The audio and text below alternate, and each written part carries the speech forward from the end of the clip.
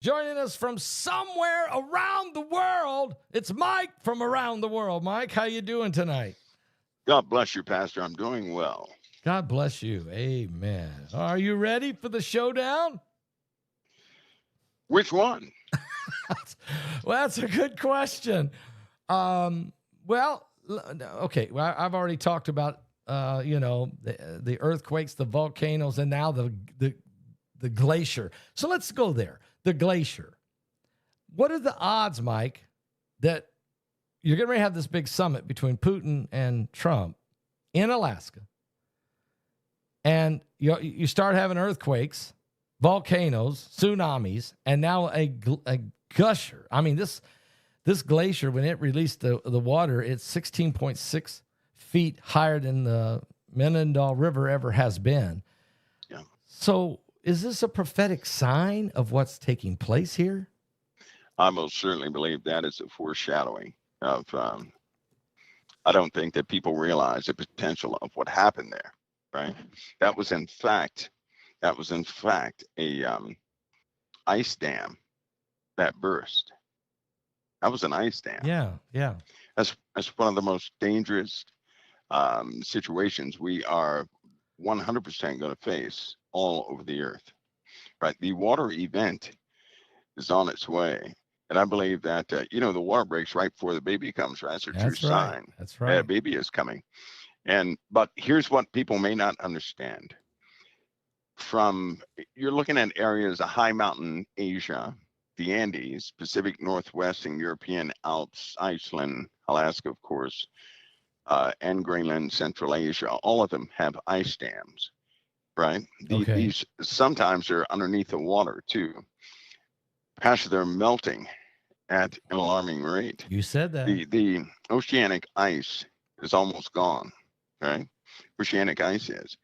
The oceanic ice goes in between the fault lines in subduction zones in certain areas, right? If they're going to start going, Oh, these that flood was the whole process is called a glacial lake outburst flood. These are everywhere. They're all over the place, and North America, where we are at right now, especially near San Francisco and those areas, believe it or not, they're going to be greatly affected by these processes. really? Nothing is going to stop them. The only thing that could stop them is if all over the earth temperatures dropped, probably about 3.2 degrees, I believe, on average. If that were to happen and we had consistent cooling, everything would kind of settle down. That's not where it's going. There's a much more dangerous process taking place, and it's not like you have an incident and then 5 years later have another. Nope, the ice melts have already begun. These processes will increase, and only God knows, to what degree, because it could immediately. This could affect 9.3 million people easily. Okay. I And mean, when I I, say I want to ask you because I think I heard you yes, say it. You're saying that the ice that's melting affects the fault lines in San Francisco area. yes, oh yes, That's probably yes, what caused these 8 oh yes, quakes today. Okay. yes. Especially that last earthquake we had in Russia, it has really shaken some things loose. Um, so we're gonna have a lot more of these dangerous. Remember, we were talking about the Russian 8.8, right? Yes. Yes. And in the Pacific plate, remember, right across, if you go diagonally from that 8.8 plate, where do you end up? Cascadia And when you subduction zone. there you go, there you go. And so that's the opposite side of the plate, and that's going to continue. It's not finished. It's by no means finished. Many of the sensors that they have in the ground to measure pressure, temperature, and all these different parameters, they're safeguarding that data. And the reason why, it's normal to have peaks in data coming back from these sensors, right? Okay. It's not what's happening. It's consistent data. The peaks are not happening. When a sensor puts out consistent numbers, that's a solid number. If it peaks and drops every so often, that's normal activity. That's a good sign. That means the earth is recovering, but it's not recovering. So we have a buildup a pressure on one side of that plate, that means it will pop. And when it does pop, right, because it's such consistent pressure, it'll pop in two places. Each one of those places, well, it's going to have to be at least an 8.9 or higher. Because Standeo talked about this in the webinar. I mean, I recorded him this week, and he said something very similar to what you're saying. I don't want to give his thing away, but it was amazing. So you're saying this thing will pop, and you're talking San Francisco, the San Andreas fault line in that area. Yes. Yeah. Yep. 8.9 or higher. Or higher. Yeah, I'm betting on the higher part. You're looking at that in both two places simultaneously, and then that will unleash everything else. That will most certainly shake loose everything else. So these are the more bigger concerns. I mean, not that the war between Russia and Ukraine is not important, because thousands of people have been dying and it's going nowhere. So let's go there for a second, okay? And then I want to come back to the earthquakes, because you're blowing my mind on that. But since we're talking Alaska, let's stay there for a minute. Trump and Putin tomorrow. I've gotten some information from some insiders that there's a lot of chatter, and you're the only one who can confirm it, of a potential false flag to try to derail this thing. Is that a possibility? Yes, it is. Very much so. I hope that people are, especially Christians, when you're facing a severe challenge like this, and the end result could be catastrophic globally. Technology is not going to fix it. Nothing is going to fix this except a change of heart. The only one that has the power to change the hearts of men is our Father in heaven. Yes. Nobody else does. Amen. The saints are required on this one. The saints are. In fact, I believe some of this activity is almost like an attention getter to let people know that they need to stand up and be involved. This is their moment to take a stand. They need to be involved. Because I do believe, based upon the believers, the earth is kept or not based upon the unbelievers, but based upon the believers. I in agree. fact, doesn't it say that in the word, that the earth has been held, has been kept? Yes. Right? Judgments have been held back for us. It's for our sakes. Yes. For the believers' sake, not for the unbelievers. Which means this earth is absolutely 100%. It will implode.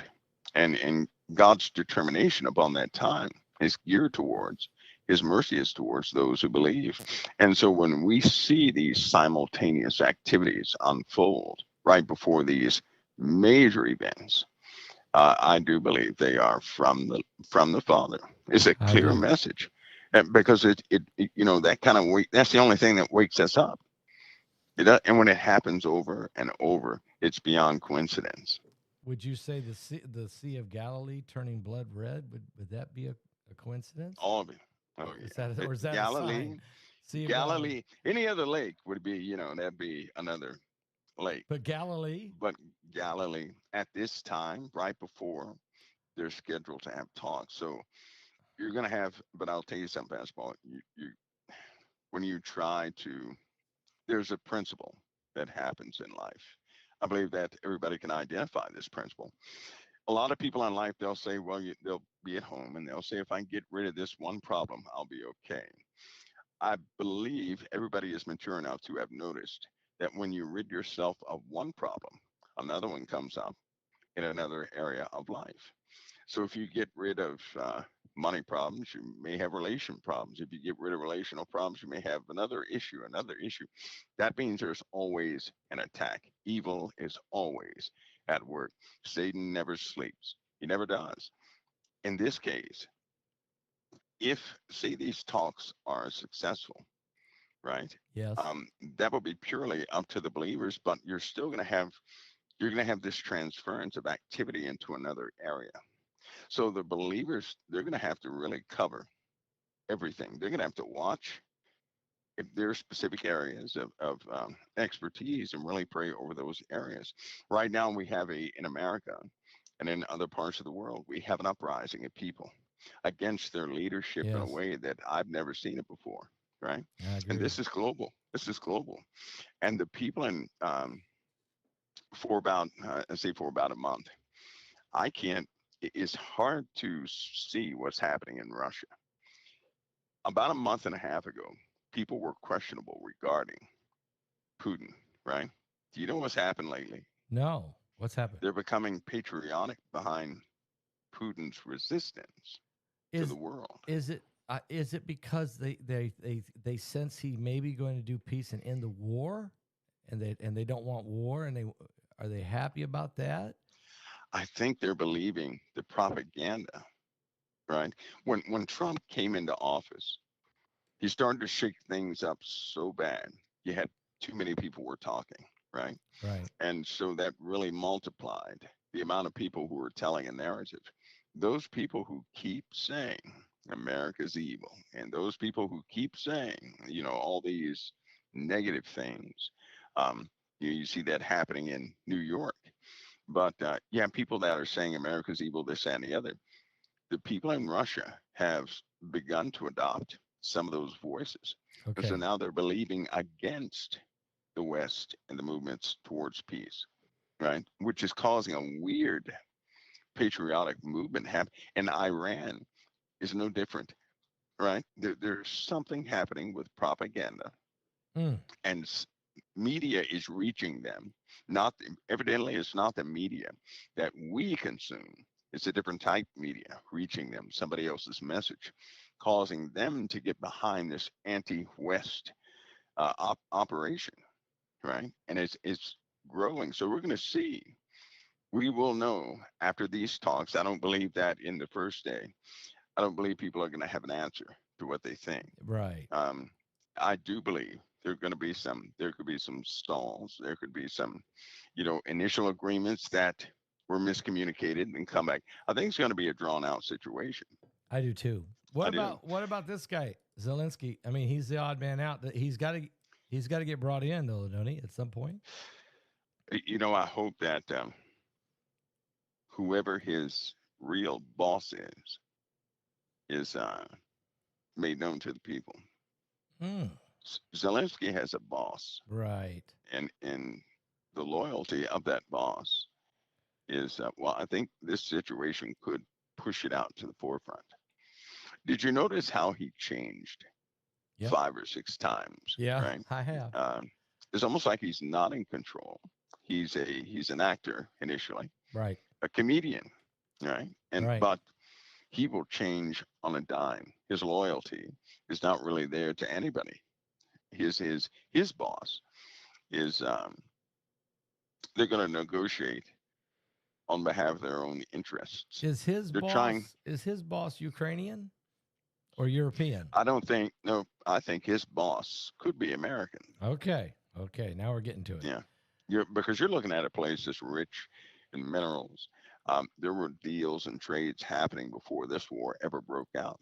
Yep. Right. Yep. And there are certain companies that have taken a hit since the war started.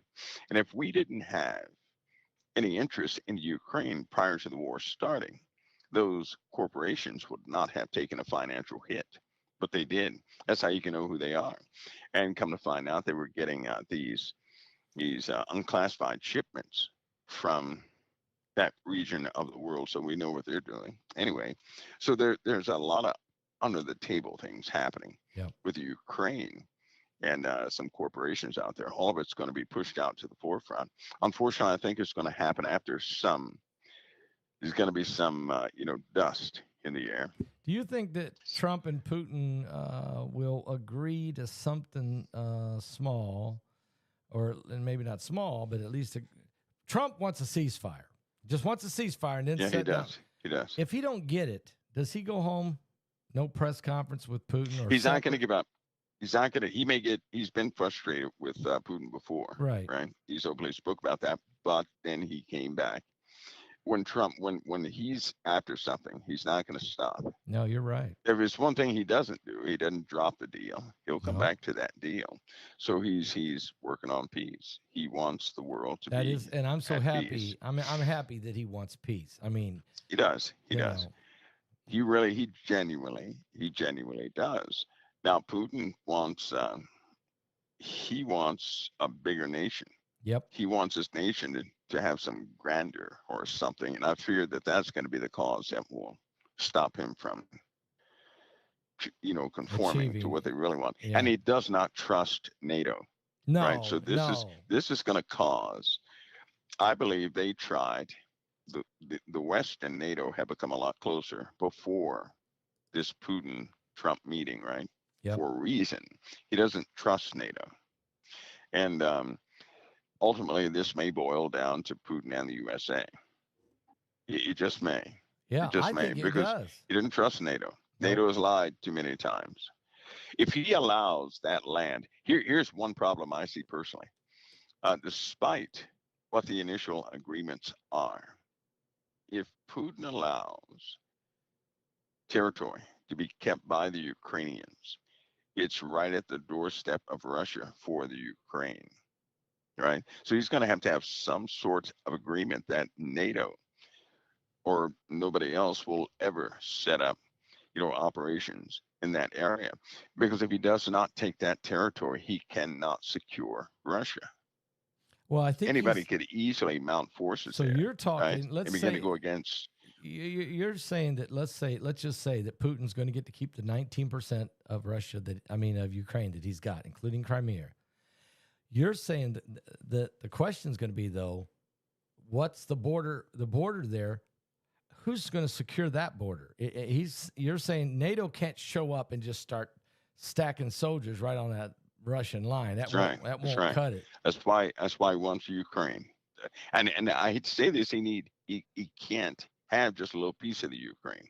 He's got to secure the greater majority of the Ukraine. You've always said that since Yeah. 2014. I remember I was in Jamaica Yeah. preaching a revival, and when the little green men, and basically he took Crimea, and then and I remember doing a show from Jamaica, and I asked you a question about what was happening. You said Putin is now in Ukraine, and he will never leave. He will never That's leave. right. That's right. And you also That's right. said that once he got in Syria, he would never leave, and he's That's right. still there. That's right. That's So, right. yeah. So He has to. If he does not, he knows he's going to lose Russia. Russia will be democratized, so to speak. It's going to be taken over by the West. The only thing stopping Russia from becoming a modern day country as far as its politics is the Ukraine, and that's a corridor, right? That belongs to somebody else, and NATO is all around that corridor. So to him, he sees that as a major vulnerability. yeah. I don't see a scenario where he just gives that up. No, I don't either. I just don't see a scenario when he does that. So what that means is this: if Putin makes a threat, it's going to be a real one, and if he threatens anything nuclear, it's going to be real. It's not going to be rhetoric. It will not be rhetoric. It's going to be real. He understands who he's dealing with Trump. He can't bluff He's n- Trump. so He has he's got to tell the truth. He's got to be real if he that's talks. right. That's right. And believe me, he's already been talked down. The public does not know everything that happens between nations, right? He's been talked down a few times from launching some pretty bad things. So yeah, this time if he threatens, if there's no deal made, it's going to be a guaranteed World War III scenario. That's I what mean, I the was. one that everybody's drawn into. That's Yeah. what I've been telling people, Mike. That this is Hmm. dangerous meeting because Yes, it we're is. either going to get something moving toward peace or it's going to fan the flames of war. And I'm That's talking right. World War III. That's right. That's right. This is a Because they're make or gonna. break it day tomorrow, isn't Yes, it? it is. They're gonna have to. Whatever they do, everything hinges on this one meeting right here. Everything hinges on this, and to have that in Alaska, of a neutral area, so to speak, right? Because he's got his fleet is right in the backyard, right there behind them for backup. Yeah. Oh This yeah. is a real deal. It's a real deal. So All this is a right. make or break situation. All right, Mike, let's go back. I know I jumped away from the earthquakes and I promised I'd go back there. There's a lot to talk about, but let's go back there because you're saying that that earthquake of 8.8, which was the sixth largest, tied for the sixth largest earthquake ever. Okay. No. Right. What it did is it moved the tectonic plates over in the subduction zone over in the United States area. Yes. And that might have been the reason that the ice broke loose in Alaska.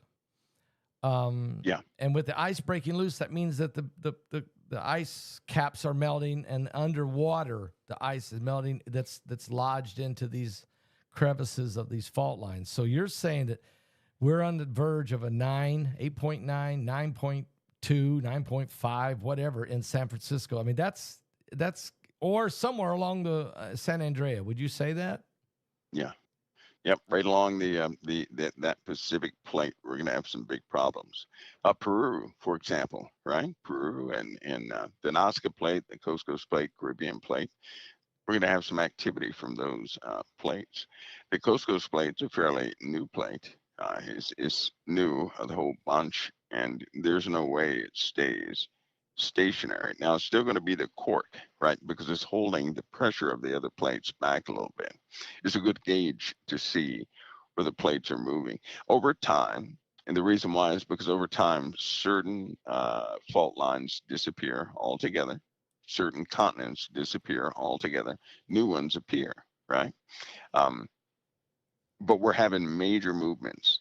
Most of these plates move at a rate from anywhere from 5 millimeters to about 110 millimeters per year, right? Wow. That movement has been so sporadic that there's certain plates like the Pacific plate has moved 400 millimeters in only 6 months.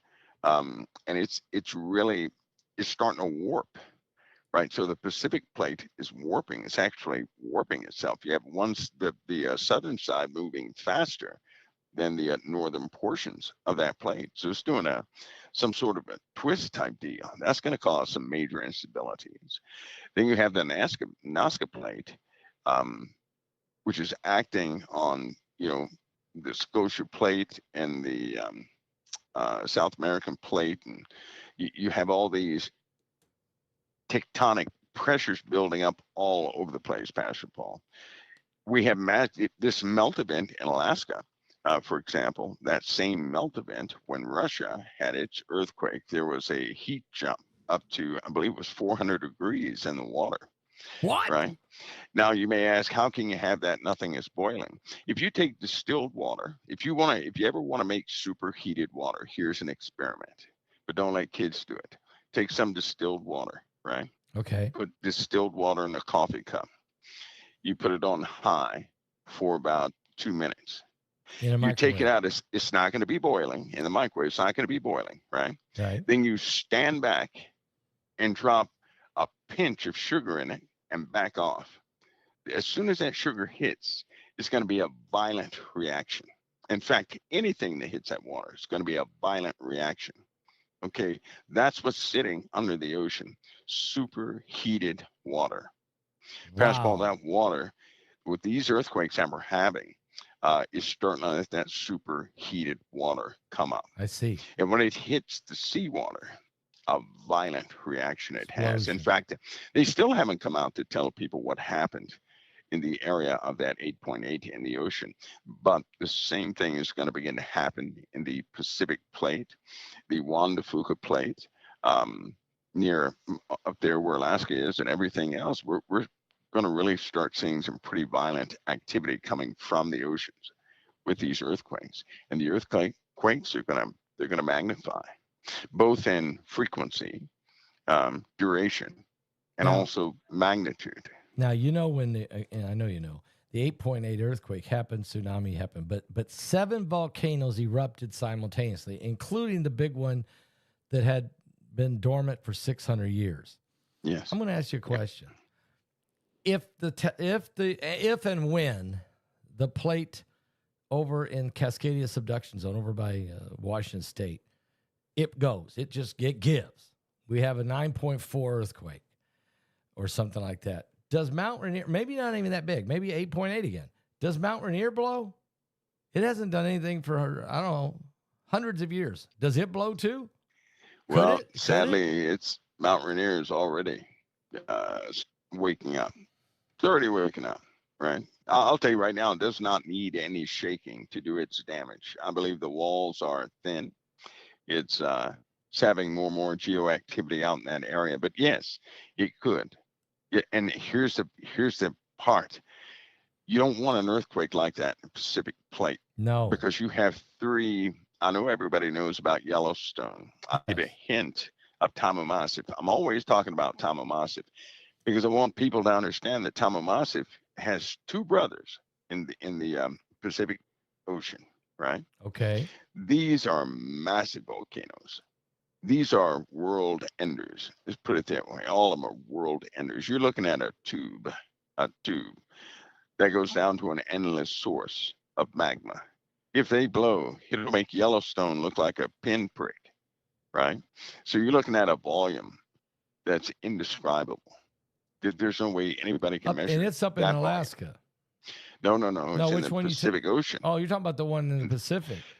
They're two unnamed, I don't know what you call them. They're not super volcanoes. They're much, much bigger that are just like Tamaulipas, right? Okay. They're Okay. just like Tamaulipas is one of the biggest volcanoes It's in the gigantic. solar system. It's gigantic. In the Yep. solar system, well, there are two more in the Pacific Ocean under that plate because they always say things are dormant because of all the debris and everything. But since lidar scans have been done and newer echo scans, they have found some pretty big monsters in the ocean. And if it blows, it will send debris up way up in the atmosphere, at least up to 25,000 feet. It will coat the earth in ash in less than a week. That's how much material could be ejected. What? So I'm saying this to let you know there are some bad things, right? Potential super disasters on the earth that could be unleashed due to this shaking. In fact, scientists will start to come out and tell everybody that there's some unsurvivable scenarios they will not discuss, but they are absolutely possible at So, any moment. so I had a couple guys who I interviewed for the webinar that said that this tilting is taking place. Is the tilting taking place, Mike? Yes, it is. Is it a Yes, it serious? most certainly Is that what's causing part of the problems? The tilt. Well, it's going to be a parameter that will help, the shaking and the eruptions and everything else be a little more extreme, yeah. And because if you tilt, you're changing rotational inertia. If that changes, then plate weights will change. The actual weight of the plates and the direction in which it pulls is going to alter too. Can you imagine if you're tilted 15 degrees suddenly, right? For example, the Pacific plate, like the Nazca plate, is pulling to the east. Okay. The North American plate is pulling to the east. Can you imagine that suddenly changing and pulling to the north? If that ever happened, then all that built up pressure is going to release in certain areas, causing that would be about a 12.0. We don't have a gauge for that type of earthquake. That would shake the earth. That would shake the entire globe multiple times. So we're looking at Wow. some real scenarios that are quite serious. So warning, They're very planet Earth. I serious. mean, warning, warning, warning. It's true. I mean, we're Oh, yeah. at a very volatile time. Let me ask you a question because today an Australian flight with about 200 some people on it just dropped out of the sky. It fell 27,000 feet before they could stop. They stopped at less than 10,000 feet to go. Yeah. What in the world caused that, Mike? There was some more. Didn't we have another aircraft did the same thing? Well, Yes, not, we did. oh, We did. similar. Yeah, did Yeah. the same thing. Yep. And then there was some small aircraft that just didn't make it. A bunch of little ones are crashing everywhere. That's happening everywhere. Pastor, electronics, right? Yep. Anything man-made is not perfect. And we, being the geniuses we are, have become so dependent upon our own ideas that we actually unleashed something called AI. Right? We have. And here's the bad part. People have gotten a hold through AI, right? Any one of your listeners at home can build very complicated devices with all the items and modules purchased from Amazon to cause a plane to fall out the sky. That's the Wow. bad part. Whoa. Okay. Wait a minute. Are you serious about this? Yes, you no longer have to know mathematics. You don't have to know, complex large language model algorithms. You just simply ask AI, and I'm telling you right now, it can help you build anything you want to. This is right now, that this is real right now. So you have a lot of people out there who have already made devices that cause an aircraft's computer and redundant computers to start reading wrong numbers. And that will cause, yeah, obviously that'll Yep, cause a crash. reading wrong numbers. The airline industry, here's the only alternative. The airline industry is going to have to update every single aircraft in the inventory. That's going to Every take, single one. that's a lot of money and take a lot of time. And that, They're gonna have to do it. There won't be as many airplanes available. Prices of tickets are going to go up because they're going to retrofit going to be going You bet. up. But look at the danger zone. You can have a kid with an iPhone, right? Say he's working on something at his desk, and he inadvertently sends out a small signal that tells about 12 aircraft. It changes their vector points or something like that, or tells their GPS that they're about 15 miles off, or tells the GPS that they are 15,000 feet above where they should be. If they have that on autopilot and that data changes, that aircraft is going to take a dive down to a corrected altitude at the fastest descent rate, and everybody's gone. That's the true story behind a lot of these crashes that have been happening. And to be honest with you, some people are they're scared to death to get on aircraft. It's going to get worse. Passengers going to get worse. There's no way they can stop this. The only thing they can do is make the aircraft immune to it. So they're going to have to change the architecture of the computers on the aircrafts and their networks. They're just simply not secure. That's right? that's going to take time, and there's going to be catastrophic events in the process. There's no doubt. Guaranteed. So. And it's not that there were a few kids. We're talking about kids 11 years old that inadvertently caused an aircraft to reroute itself and to drop altitude. Right? Suppose an aircraft tries to go to, 110,000 feet. It's flying at 35,000 feet, but all of a sudden the feedback says it's flying at 5,000 feet. It's going to do an altitude correction and go straight up in the air, pushing as hard as it can, all the way up until the pressurized cabin is ineffective. It's just going to be ineffective. And some of these aircraft probably could reach a point where they could go up higher than you think. At that point, they wouldn't be able to come back down again. So this is where we're living in. They messed up with AI just like they have with viruses. This is way more dangerous than the viruses. This is a monster that we've let, as Musk said, It's already out. We've let the demon out. The genie's out of the bottle. Out. Can't take it. In fact, in the webinar, there's one aspect of AI that you're going to talk about. I'm going to do just a small piece of it, so people are aware, so they understand that. You're going to do an example. You're going to do an example. Is that what you're saying, or are you going to you're going to talk about it? Okay. I'm going to talk about it. Okay. Yeah. We'll save that for ahead. the webinar. But do you have Heidi said you had a couple maps that you might be able to be releasing in this webinar. Yeah. Okay. So we'll save that. So Mike's going to tell us some information about AI that he can't say here, and he's also got two maps that are very important that he's going to release in the webinar. So that's important to keep in mind, folks, to get as much information as we can. We have to be careful when we're on these open platforms. So Mike, with having said all that, we also know that there was a cloudburst today. I don't know how many more these we're going to have. This happened in India.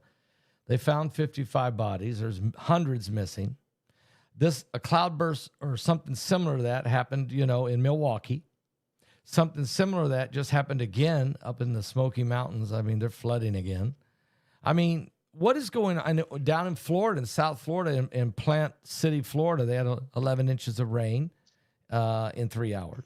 So what's going on, Mike? These bursts. I mean, is this What's going on? Is this part of the atmospheric compression you talked Yes, it about? is. Yes, it is. And if you look at the map, if anybody looks at the weather map right now, uh, in Canada, not over the USA, in Canada, they're going to notice the wind stream in a trough, a small dip in what's happening in Canada. Normally, the jet stream comes all the way down to America. It no longer does that, right? Really? Okay. And there's a small trough that will determine the direction of this hurricane, which I'm watching closely. Oh, you talking about If that, Hurricane Aaron? yeah, it Oh, could okay. push it out to sea, Okay. right? Yep. Or it could allow that hurricane to come inland so fast, doing maximum damage on its way into the USA, right? That hurricane can actually come right into the USA and do massive damage if that trough persists in a specific area. Now, if that trough moves, it could actually be pushed directly out to sea. So we That don't. because these are high pressure systems that a hurricane cannot overcome. They'll always push any low out of the way, right? But it has caused like a river, you could say, going over Canada. Not in the USA, it's over Canada. We have no airstream over the USA right now. It's all in Canada. There's a trough sitting in between two strong vortices. Based on it, that hurricane, if a gap opens up, the hurricane could be allowed to come right into the USA. If no no gap remains, the hurricane will be pushed out to sea. And so I'm watching to see if a larger dip is going to form in Canada, because if it does, that hurricane is coming straight up to it. And that's going to be the line of least resistance. And so that will be the path it takes. Even the computer models, all of them are having problems forecasting this upper massive airflow because it's something very rare. You know, it's not something everybody sees. I've been noticing it. Everybody's saying, okay, all the meteorologists are saying, we're going to become a category 3 this weekend, and they got an area there in the ocean, they say, but when it gets right here, we don't know which way it's going. And you're saying that's going to be determined by the airflow in Canada. Yep. And you're watching that airflow in Canada. So it's interesting that the meteorologists don't say that. I mean, I know they probably don't want to give it away. I don't know, but is that why they can't? That's why they can't make a prediction, is because they don't know what that airstream is going to do. Yeah, I think they have an idea, but the modeling doesn't. Right? If they speak outside the modeling, they're fired. No, I see. They're going to be fired. They cannot speak outside the modeling. I believe it was a few months ago, all those meteorologists were fired for speaking outside of the modeling. So they can't even do that. They just can't do that. But that, that's going to be the contingent factor on the true direction of this hurricane. So we're going to have to pay close attention to this. I mean, because I keep wondering, I keep looking at the high pressure systems and the low pressure systems, and when I look at the map, but I had no idea that whether it's high or low is determined what's going on in the is it the jet streams or just air currents? What do you want to call that up in Canada? And you can call that a jet stream. Okay. A jet stream that the airflow is just follows that. Yeah. Plus, the waters are warmer than they have ever been since we've recorded everything. So if this thing hooks and heads toward, let's say, northern Florida, oh my Lord, it's going to get in some really hot water, and when it does, it's going to become a monster fast. Yeah, and remember, the hotter it gets, right? Yep. The more moisture a cloud can actually hold. Oh. So instead of holding, 900 billion tons of water, it'll be able to hold 1,800 billion tons of water. That's not good. That's not good. And all that drops. And then there have been times, Pastor, an event people are going to start saying is this. I mean, describe it. Imagine rain falling so fast, there's no more oxygen in the air. What? No. Where? Yep. No. Yep. Are you serious about this? Are you serious? That's going to start happening everywhere. Raining so hard that there's no oxygen in the air because it's saturated with water and moisture, right? That's right. Will people just drown? Will they just drown in their own? Well, they won't be able to breathe, and hopefully, that event when that happens, it'll happen for about 2 minutes. About 2 minutes. That's enough to It'll kill stay me, like that. Mike. I mean, I'm heaven bound if that's the case. Well, And you know what's so sad, Pass Balls, back in the 1920s, right? There was 2 cases of it. It happened 2 times for about 15 seconds. Last year it happened 4 times. This year it's going to start happening everywhere. The atmosphere has finally hit a trigger point where saturation is at a level where that downstream is going to be just overwhelming. It'll be like somebody dumping a bucket of water, like a waterfall. It'll look just like a waterfall. Yeah, like Imagine, 5 inches of rain falling in less than 45 seconds or something like that. Mike, it'd be like we'll be like we're being waterboarded almost. I mean, you're telling Yep, absolutely. Absolutely. If in the past events like that were able to crush a house, that's what that event can do. It can crush a house. And we're going to start having that everywhere. Okay. Now, so it's going to be bad for hurricanes. It's just, I have a bad, there's just been too much. It's been so hot down here in Florida. It's been incredible. 95, 98 every day. It just never, and real humid. Real humid. You better have air conditioning going all the time and it's pulling the water. So let me ask you, so are we getting ready to go into a period of time now because the atmospheric compression? So what about the hail, the wind? I mean, what's going to go? Both will increase. Okay. Both will increase, and it will get to the point where they will not be able to have any small boats will not be able to be on the water. They'll just cancel them. They'll just say that's it. Yeah, they on the coastlines too. People will start moving away from the coasts because there's going to be too much humidity. Can you imagine being in an environment where the humidity is 100% or higher on a consistent basis? No, never going below 100. That's what we're going to start seeing, to the point where it'll be steam on the water all night long until the sun rises and depreciates some of the mist coming up from the water. That those temperatures will be that consistent, that high. That'll be followed. All of this is a part of the process of atmospheric compression, and then all of that years later is going to be folled by no rain whatsoever. No rain whatsoever. I mean, that's because when it's raining the way it is, right? Right. As it continues to rain, there's going to be a lot of mold and mildew issues all over all the continents.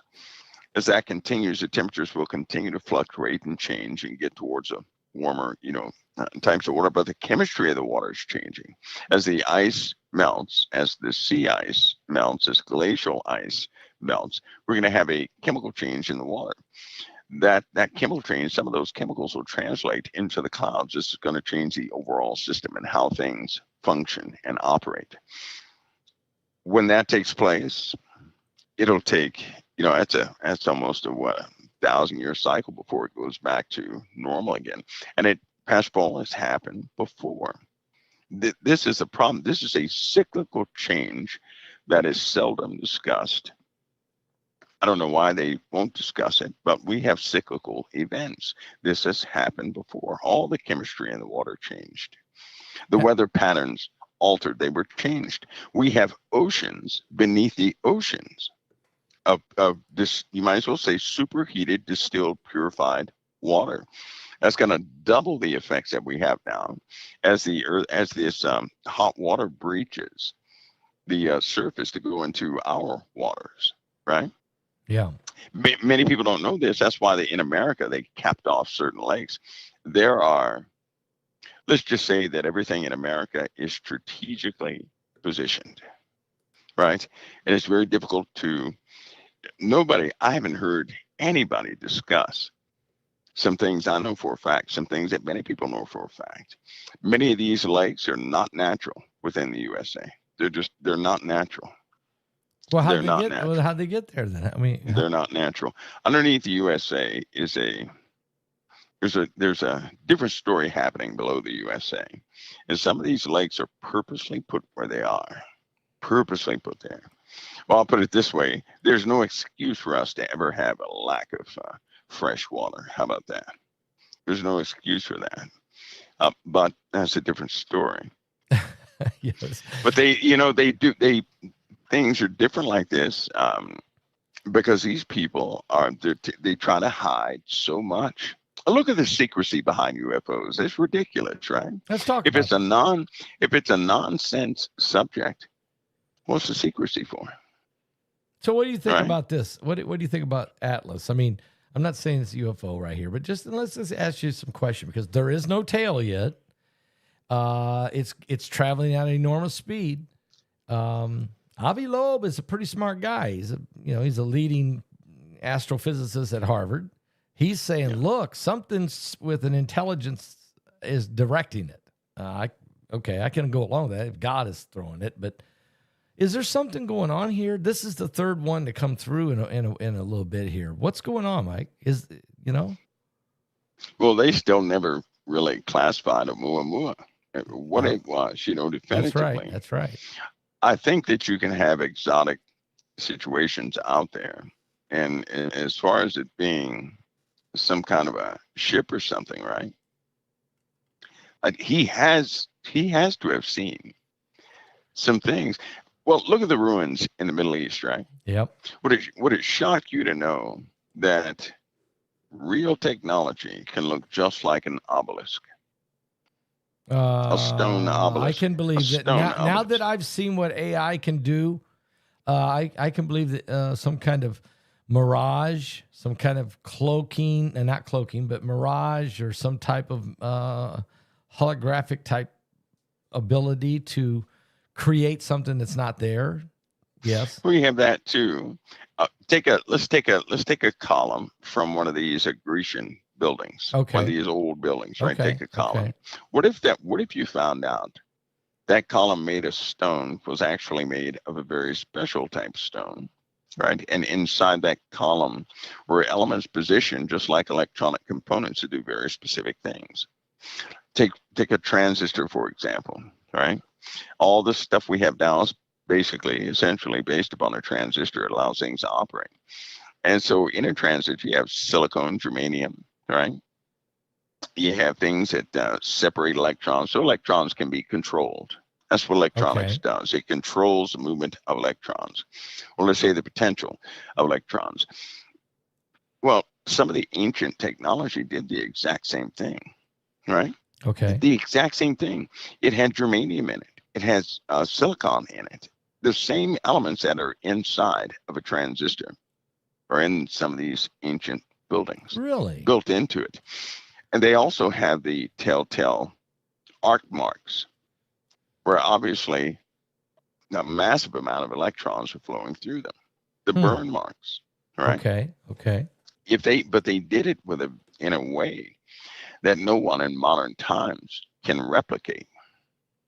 Nobody can replicate that stuff. Nobody. And you're just talking about a stone block that does a job of about 1,000 transistors, Okay. So is that right? why these And 1,000 pyramids? capacitors. Is this why these pyramids that they're finding now under the pyramids, these two, they think they're almost like cores, but I mean, were the pyramids, were they some type of power plant or some kind of, what was going on there? I have my idea of the pyramids, but regardless of what they call them, the pyramids were constructed in a very meticulous way, and they consist of many types of minerals, right? And you have the major, they're guardians over the truth of pyramids. They know that the pyramids of Egypt, there's a twin set of those pyramids here on this earth, a very old place on the earth. Somewhere else on the earth besides On Egypt? the earth, that's right. That's right. Because they're in a jungle, it was very difficult to see them in the first place. Okay. Right. So you think But the Maya, identical set. Identical set. was it the Mayans? Was it the Peru? No, no, no. The Mayans were, they had their stuff and they have their things in their cities. They have massive cities. But there are lots of civilizations that did the exact same thing all over the earth. Look at Ohio. Look at the pyramid in Ohio. Well, what's a pyramid doing in Ohio I don't with the know. Egyptian with that same architecture, I don't right? know. There's We're talking about the exact same. So I don't subscribe to a bunch, 5 billion people sat there with a saw and sawed through a stone. You know why, Pascal? why? This will disprove that theory in a heartbeat. Okay. There are too many stones that have mistakes in them, and they discarded that stone. Think of a stone that's been cut, but the cut was a mistake. The cut goes down about 2.5 feet. It's a mistake, so they discard it. Now, you don't sit there and solve for 6 years on a mistake, No. then go 2 feet down, right? You No, don't do no. that. So you had to have had some kind of That's machinery right. or There you go. There you capability, go. There you go. laser, something. There you go. There you go. That disproves that was so easily disproved.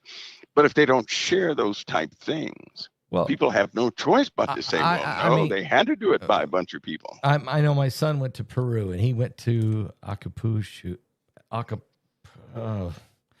You know what I'm talking about. Okay. He went and Yeah. seen some of the monolithic stones. Did he And put a piece of paper in between he them? couldn't. And he said, there's no mortar. There's no way. There's That's right. So how did they, you can't That's right. come up with stones. You can't chisel that and make it that. You cannot do that. Yeah. You can't do that. He said You can't do it. he was blown away. He still don't, in his mind, he does not know how they did it. They had to have had They something. can't do it today. They cannot they can't do even that do it today. right now. You Because can't they get. can't move it. There's That's no. right. First of all, they can't move it, and second one, I don't even know if they got a diamond tip good enough to do it. Yeah. And the big telltale thing is with all these sites, they have these stones that were discarded, right? That have mistakes in them. Yeah, Machu Picchu. They have Thank you. mistakes. Machu Yeah. Picchu. Yeah. Yeah, Machu Picchu. Okay. But they have these big stones with mistakes in them. That's Now, if you make yeah. a mistake like that, that's 2.5 feet deep, about, that's 22 feet long and 2.5 feet deep.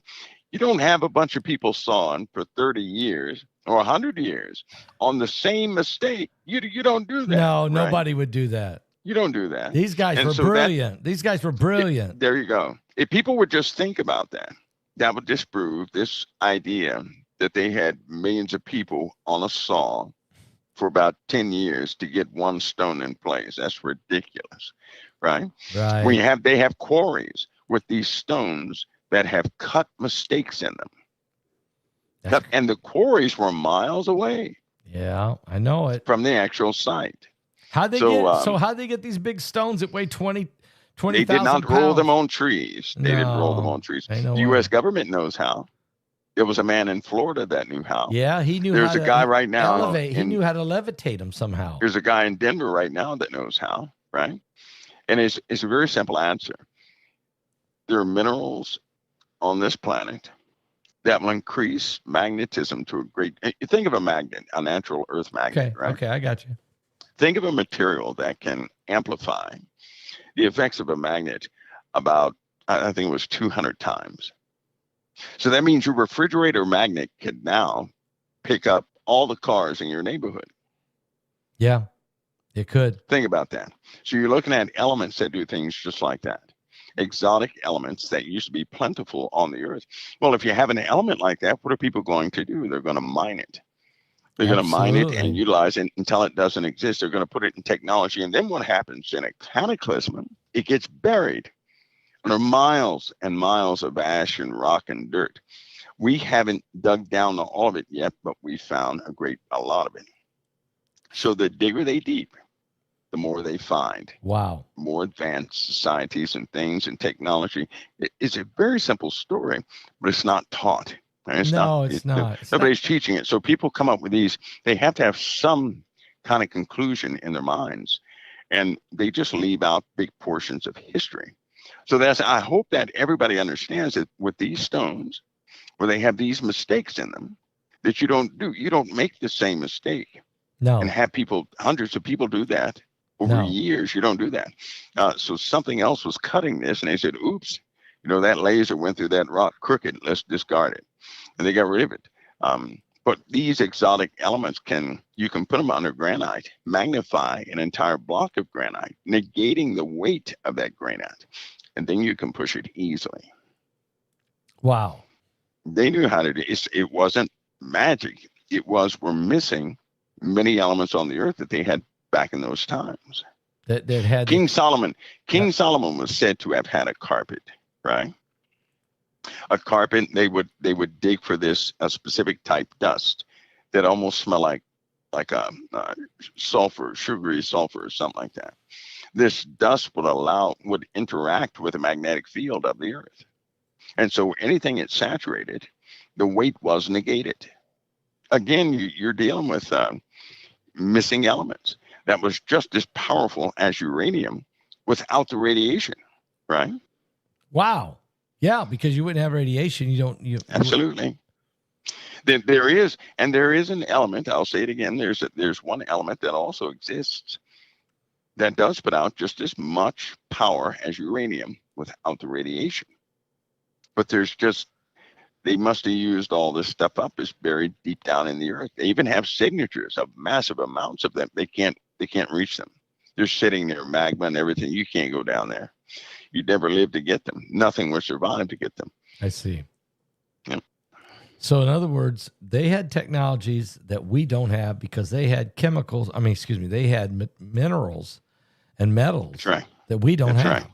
Yeah. That's right. We simply don't have them. And Yeah. so here we are with that. And it's a very simple story. It's just not, they like to hide things, Yeah. To control the narrative so that, people are essentially So they can sell us, sort. so they can dumb us down. See, so you're dependent on them. I know. You're not going to that. totally get rid of what you're dependent on. No matter how mad you get at it, you're going to keep it around because you have a dependency on it. And to be honest with you, a person, they've been duped into believing that by themselves they can't do anything. That's what they believe. That's really bad, and that's the truth. That's what they're convincing people of, and they're also convincing people not to think for yourself, not to rationalize, not to think, but just go along with what they perfected that. Yeah, because people are going along with somebody else's narrative. Yeah, they are. How do you feel about? Just by the way, just throw this in there. How do you feel about the guy, the communist guy, Zamdami? Why is he? Why is he getting so much airtime? I mean, you know what gets me is that, okay, here's what gets me. Are we not a Christian nation? Yes, we are. Okay, number one, why is that offensive to people? And why do people all of a sudden act so ashamed of Christ? If people believed in Christ, they would not, if somebody came in your chat room and said Jesus was not real, that person would probably have a difficult time staying there. Yeah, right? Because naturally within a believer, a defense would come up. Absolutely. A truth would come up. Right. So this guy is, everything he talks about has the basis of a Muslim standard. It does. Right? Yes, it does. And it goes against every principle of a person getting off their 2 lazy marshmallows and doing actual work. This guy is almost like he's anti-work. He is anti-work. What's happened? It's pitiful. He's a socialist communist. He's worse than that. He needs a brand new category, because you can't be a communist, a socialist, an anarchist, and everything else. This guy is all at the same time. And a Muslim at the same time. You're right. No. So he needs a new category. But Pastor, it's pitiful that, because I know people who are not educated to understand that life is not a free ride. Right? Exactly. You have to actually contribute to this nation. Yes, no house survives unless you contribute to it. That's right. And for some reason, there's a generation out here that does not understand that if you don't contribute to a house, it's going to collapse. They don't understand that this guy's pushing a narrative that, hey, no, let's continue with pacifying those who don't want to do anything. No, that should never be. That should never be. That should never be. No, that should never be. It's a dangerous doctrine that he's preaching. And you would think, I understand that the right is just saying this guy's a nut. This will never work. But what I can't figure out is on the left, they know this guy's a nut. They know that don't work. I mean, don't they? Or are they? No, they don't. No, no, come on. Just realize this is a real problem, right? Because I engage, I say about at least twice a week groups in this very conversation. There are too many kids who have been brought up in a household that had no income. This is what's happened. Okay. They've had no income. So all the kids know is that if you utilize the system, you can survive. Yeah. Yep. That's what they Yep. know. Yep. That's what they know. This is their environment. We've created a nanny state. That's right. And you have to really, people have to go out there and educate these kids as much as possible to let them know, that, gently, that's not the way it works. And see, those people you see on television, you can do that too if you contribute. You have to be a contributor to continue to go forward, right? You have to plant a seed and water it and take care of it in order to eat. It's very simple. I don't think they want. Concept. I think they want to have a subservient. They don't understand it. Well, I think the ruling class wants to have a subservient class. There's the ruling class and the rest of us. I think that's really the concept that they want. That's what they want. The ruling class and then the slaves. Is that? I'll give you a secret. Okay. If you have people that are dependent upon the system, right? They know it infuriates the hardworking person. Yes, it does. So you have two different paradigms. But if you keep a person around who's only going to consume, you cause tension between those who understand what hard work is. Yes, it does. You need that tension as a punishment towards an emphasis so they can continue to rule. Have you noticed that every time there's a issue where something is about to be fully exposed, the same issue arises? You ready? At first, is the poor and the rich. They get into some sort of an argument or disagreement or something like that. Then you have these explosive race comments. It's the same pattern every single time. And then that trickles over to political division. And then that, further gives, gains to these protests.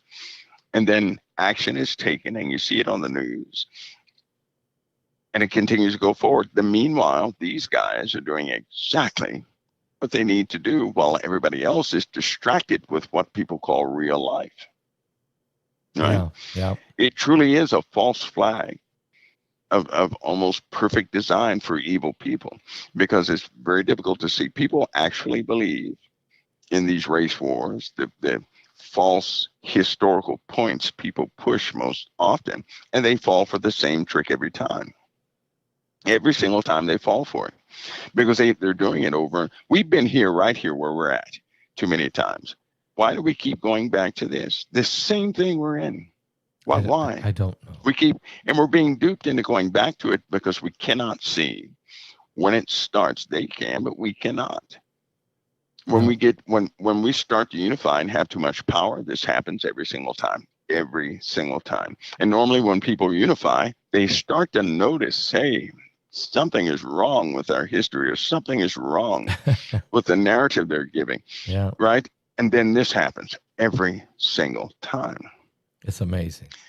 That's what in your last webinar we were talking about. That people are programmed. They cannot see this because everything that comes out of their mouths is what came from somebody else. One of these people who have designed this system. Ultimately, that came from Satan. They can't think for themselves. They're being programmed. And you said it in the last webinar, folks. If you didn't get it, you can still get it. And that is these 5 steps that are being procedures. I think Mike brought out. That's right. It's being used and it's working. It's working, Mike. It's working. And the only way to overcome that is with kingdom thinking. Hey, and that means a person would have to regard the words of Christ, right? Really regard the words of Christ, you're right. Because only through him can a person be free, following his footsteps. Or else, if we don't, we're just doing exactly what they want us to do. You're right. Mike, this was pretty powerful tonight, to be quite honest. I mean, really powerful, actually. I'm going to think about that, the air turning into water all night. I'll be choking tonight through the night. I got to keep my eyes open, okay? Mike, thank you so much for this. And, of course, I'll see you tomorrow as we'll be taping the webinar. Yes. Thank you always for bringing some very, very powerful information and very stimulating dialogue to keep us all thinking. Because, see, if we don't, we become these mindless robots. and they will drift us away from the gospel. They will drift us away from Christ. Yeah. So I want to thank you for coming forward and bringing this information. My honor to help, Pastor Paul. Always. It really is my honor to help. I appreciate it, and it's my honor to have you. So thank you so much. I'll talk to you tomorrow. All right, Best Paul. God All bless. right.